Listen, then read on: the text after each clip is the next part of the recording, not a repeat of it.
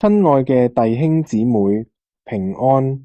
今日我哋要一齊思想一個重要嘅主題，如何成為他人嘅支持者。聖經加拉太書6章2節話俾我哋知，你哋各人嘅重擔要互相擔當，如此就完全主基督嘅律法。呢段話提醒我哋，神呼召我哋不僅要關心自己嘅需要，更要伸出援手，幫助嗰啲喺困境中掙扎嘅人。通過咁樣嘅生活方式，我哋能夠彰顯基督嘅愛，並且真實咁體現福音嘅價值。讓我分享一個真實嘅故事，嚟幫助我哋理解呢一個真理。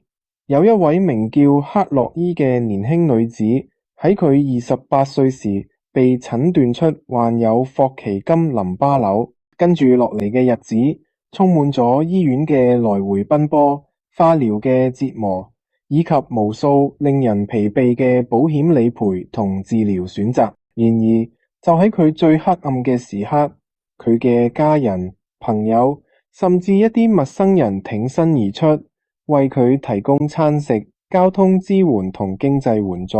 呢啲愛嘅行動，深深感動咗克洛伊，使佢喺康復後決定回饋社會。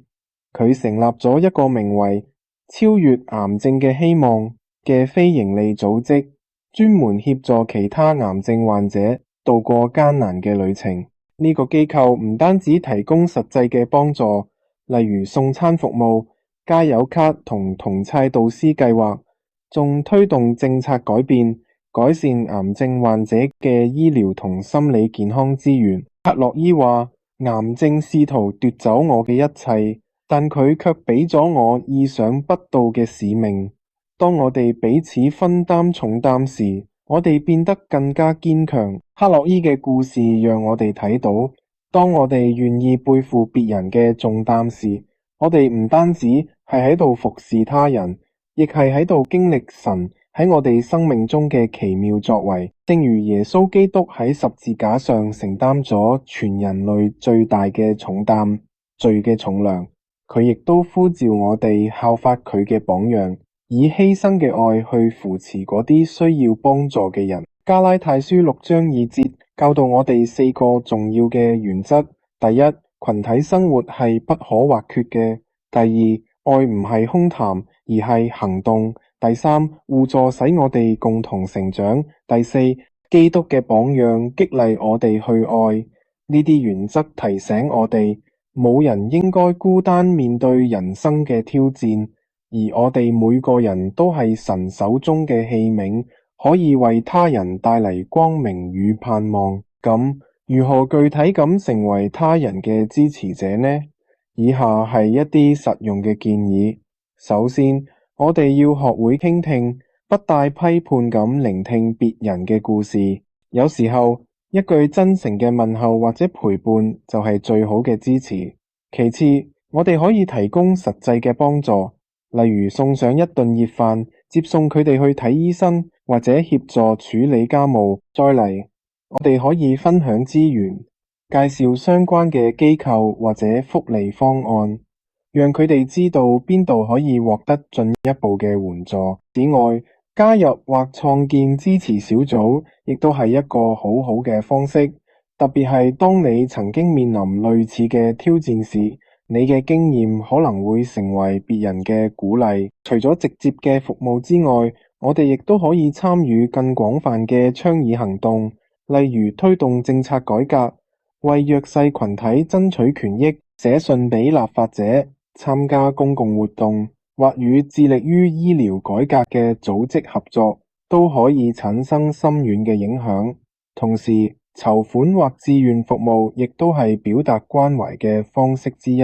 無論係舉辦慈善活動定係捐贈時間，呢啲行動都能夠幫助嗰啲正在面臨危機嘅家庭。另外，我哋唔好忽視言語嘅力量。一段簡短嘅文字信息，一封手寫嘅卡片，甚至係引用聖經嘅話語，例如以賽亞書41章10節所講：你唔好驚，因為我與你同在；呢一啲話語能夠喺人最脆弱嘅時刻給予安慰。最後，我哋必須記住，即使係看似微不足道嘅小事，亦都能夠帶嚟巨大嘅改變。耶穌喺馬太福音25章40節中話：我實在話俾你哋知，呢啲事你哋既做喺我呢弟兄中最細嘅一個身上，就係做喺我身上啦。因此，無論係煮一頓飯、打一通電話，定係默默祈禱，每一項善行都值得珍視。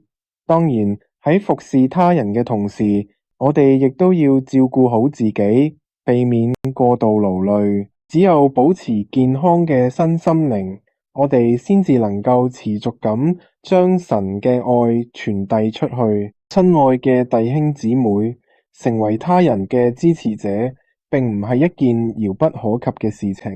佢可能從一個簡單嘅舉動開始，但最終卻能帶嚟深遠嘅影響。就好似克洛伊一樣，我哋可以將自己嘅痛苦轉化為使命，用自己嘅經歷去祝福別人。當我哋背負彼此嘅重擔時，我哋唔單止減輕咗對方嘅負擔，亦都揾到咗屬於自己嘅生命意義。更重要嘅係，我哋喺呢個過程中榮耀咗神，成為佢和平嘅工具，為呢個破碎嘅世界帶嚟希望。讓我哋一齊回應神嘅呼召，成為彼此嘅扶持者。